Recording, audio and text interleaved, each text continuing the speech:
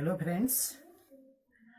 मैंने नया चैनल शुरू किया है सूर्या स्टडी पॉइंट, जो कि आप लोगों को इकोनॉमिक्स के इजी टिप्स बताने के लिए शुरू कर रहा हूँ। मुझे प्लीज़ प्लीज़ प्लीज़ फीडबैक ज़रूर देना, आपको ये कैसा लगा। मैं अपना पूरा एक्सपीरियंस आपको बिल्कुल ब्रीफली बताना चाहता हूँ, क्योंकि बच्चों के पास आजकल ज़्यादा टाइम नहीं है इस भीड़ भाड़ वाली दुनिया में बहुत काम करने। इसलिए छोटे छोटे कंसेप्ट जिससे कि बाकी के न्यूमेरिकल सम्स आप अच्छे से कर सको, मैं ऐसे टिप्स आपको इकोनॉमिक्स में देने वाला हूँ। और क्योंकि इकोनॉमिक्स का जैसे कि सब स्टूडेंट्स को ये कहते हैं कि हमको नेशनल इनकम में प्रॉब्लम होती है उसके न्यूमेरिकल सम्स या उसके कंसेप्ट समझने में, तो मैं सबसे पहला टॉपिक वही ले रहा हूँ, नेशनल इनकम। तो ज़्यादा टाइम वेस्ट ना करते हुए मैं सीधा का सीधा उसमें चलता हूँ। इससे आप तीनों जो भी बोर्ड के बच्चे, स्टेट बोर्ड के हों, सीबीएसई के हों या फिर आईसीएसई के, तीनों के तीनों इससे फ़ायदा उठा सकते हैं। तो लेट्स स्टार्ट। मैं सबसे पहले, जैसा कि मैंने बताया आपको, नेशनल इनकम से शुरू करने वाला हूँ। National income.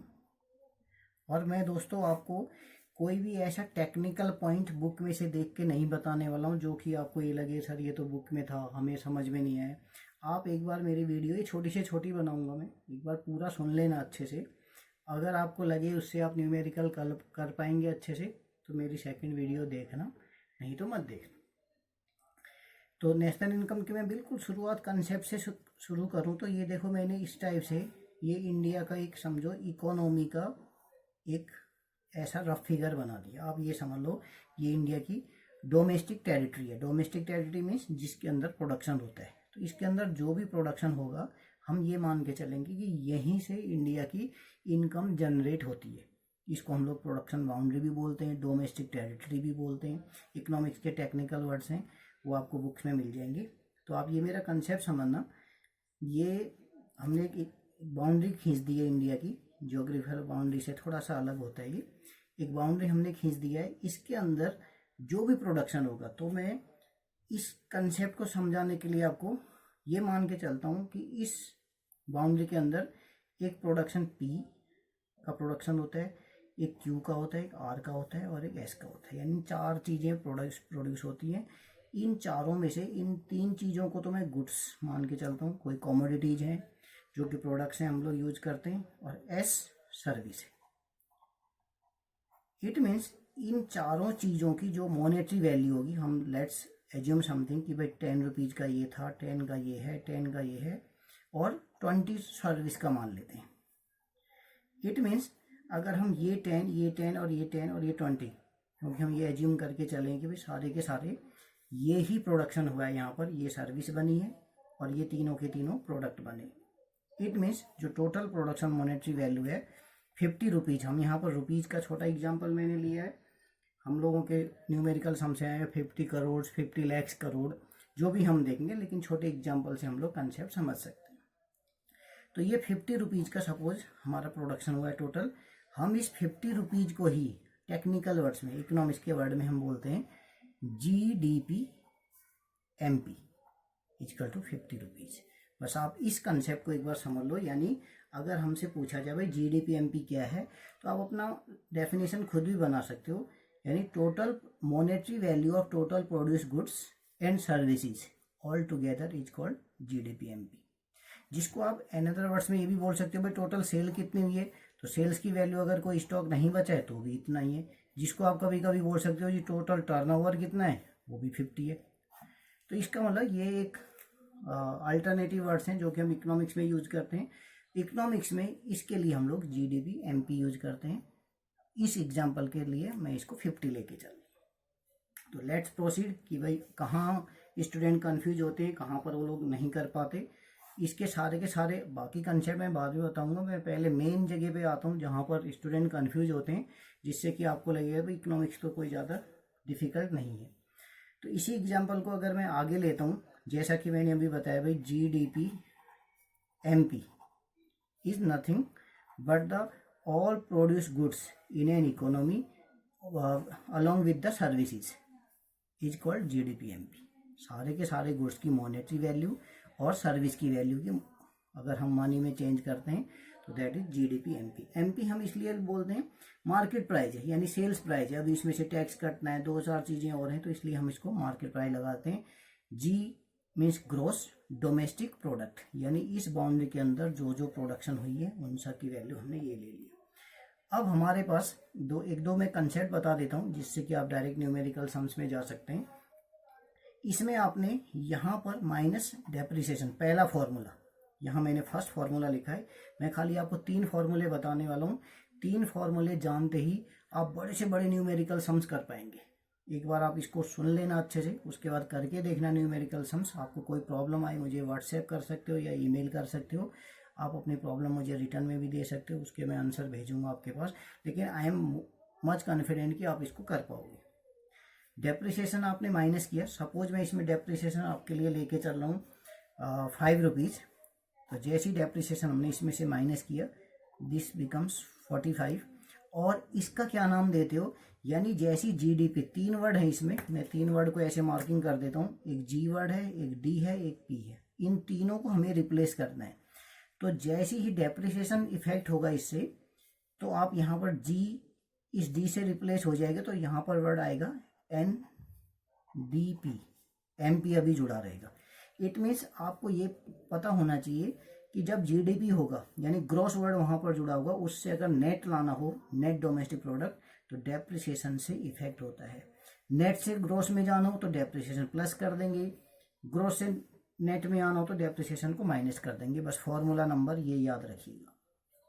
कभी कभी डेप्रिसिएशन की जगह आपको वर्ड वहाँ पर मिल जाता है और बहुत सारे वर्ड्स मिलते हैं, वो मैं आपको बाद में बताऊंगा, लेकिन आप अभी डेप्रिसिएशन समझ लीजिए इसको। अब सेकंड इसका रूल है, अगर आप इसके बाद में NIT एक वर्ड आएगा आपके पास, NIT यानी नेट इनडायरेक्ट टैक्स। और नेट इनडायरेक्ट टैक्स सपोज मैं यहाँ एज्यूम करके चलता हूँ 10 रुपीज़ है, आप इसको और माइनस कर देंगे तो 45 में से 10 बचेगा 35। तो 35 अगर आप इसको लेते हो तो 35 को जो हम नाम देंगे, इसका नाम आ जाएगा NDP MP। MP की जगह FC हो जाएगा। तो आपको ये जो चौथा वर्ड है जो हमको यहाँ पर रिप्लेस करना है, यानी आपको इसमें से एक ग्रो जी रिप्लेस करना है, डी, और ये P रिप्लेस नहीं होता है, MP होता है। इसका मतलब जैसे ही आप नीट माइनस कर देंगे, ये वर्ड MP की जगह FC चेंज हो जाएगा। ये दूसरा रूल ध्यान रखना, जैसे ही आपको MP से FC में आना हो, नीट माइनस कर देंगे। अगर आपको FC पहले से ही दे रखा होता है, अगर क्वेश्चन में आपको FC पहले से ही दिया हुआ है, MP में आपको जाना है, तो आप इसमें नीट प्लस कर दीजिए। ये तीनों रूल जैसे मैं सीधा चल रहा हूँ, आप अगर गिवन कंडीशन के हिसाब से क्या होगा आप उसमें चेंज कर सकते हो। Now come to the third point. 3 ही रूल मैं आपको बताने वाला हूँ। इस 3 रूल से आप बड़े से बड़ा सम कर सकते हो, इस बात का मैं आपको गारंटी दूंगा। अच्छा, जब आपने इसमें से NDPFC है, अगेन आप इसको प्लस कर दीजिए। इस बार नफिया हम लोग इसको बोलते हैं, net factor income from abroad. इसको यहाँ पर मैं 20 रुपीज़ मान के चलता हूँ, तो इट बिकम्स 55। जब आप नफिया को यानी net foreign income from abroad को प्लस कर देते हो तो ये 55 है, और इसको आप लिखोगे NNPFC। तो क्या चेंज हुआ है सही मायने में, ये जो हमने डोमेस्टिक डी वर्ड यहाँ पर लिखा होता, डी चेंज होके एन बन गया है। तीसरे रूल में ये डी एन बन गया है। पहले रूल में जी एन बन गया था, ये जी रिप्लेस हुआ था, ऐसे भी आप समझ सकते हो। दूसरे में MP रिप्लेस हो गया था, MPFC बन गया था। तीसरे वाले रूल में इसमें जी एन बन गया है, डी से एन बन गया है। और इसी को सही मायने आप NNPFC को ही नेशनल इनकम बोला जाता है, नेशनल इनकम। अगर हम लोकल वर्ड्स में बोलेंगे तो ऐसे बोल सकते हैं भाई, जो मार्केट प्राइस है, जो सेल्स है, इस सेल्स में से अगर आप डेप्रिसिएशन माइनस कर देते हो, अगर आप नेट इनडायरेक्ट टैक्स माइनस कर देते हो, और इसमें नफिया यानी net foreign income from abroad plus कर देते हो, तो नेशनल इनकम आता है। नेशनल इनकम का ही सब्स्टिट्यूट नाम है NNPFC, यानी net national product at factor cost. इन सब की मीनिंग डिटेल में आप समझ सकते हो। तो फ्रेंड्स, मैंने आपको 3 रूल बताए, एक डेप्रिसिएशन वाला, एक नीट वाला, और एक नफिया वाला। इन 3 रूल से अलावा चौथा रूल कुछ भी नहीं आएगा। इन्हीं के फर्दर एक्सटेंशंस होंगे आगे, कुछ आगे इनको जैसे डेप्रिसिएशन का नाम, दूसरा नाम आपको बदल के दे देंगे जी, इसका consumption of fix capital, consumption of fix capital. ऐसे ही इसका दूसरा नाम दे देंगे नीट का, हो सकता है इनडायरेक्ट टैक्स अलग दे देंगे, इनडायरेक्ट टैक्स और सब्सिडीज। तो ये जो मैंने यहाँ पर फिगर ली थी सब्सिडीज, ये जो फिगर लिया था मैंने, इन दोनों को जैसे 10 रुपीज़ लिया तो सपोज ये 20 है और ये 10 है, इन दोनों का राउंड फिगर लिया था, इसमें से इसको माइनस करके 10 जो नेट लिया था।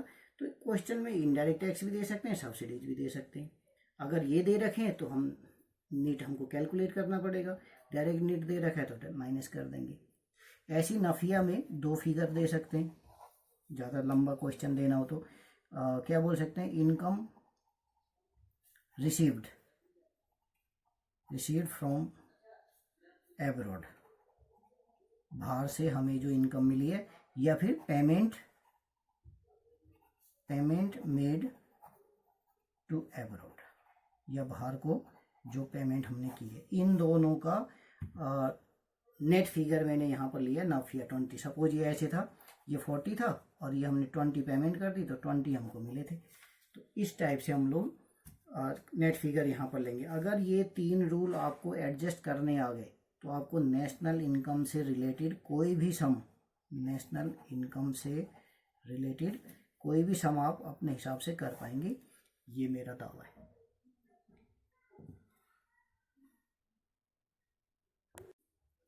तो डियर फ्रेंड्स, ज़्यादा बोलने से वीडियो ज़्यादा लंबी हो जाएगी, आज मैं क्लास को यहीं रोकता हूँ।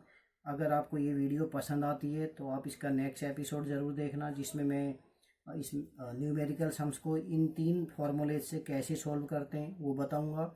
और ये वीडियो आपको पसंद आए तो मुझे एटलीस्ट इनकरेज करने के लिए आप इसको लाइक करें, शेयर करें और मेरे चैनल को सब्सक्राइब करें, ताकि मुझे भी ज़्यादा मोटिवेट हूँ और आपको ज़्यादा से ज़्यादा वीडियो शेयर कर सकूँ। Thanks a lot.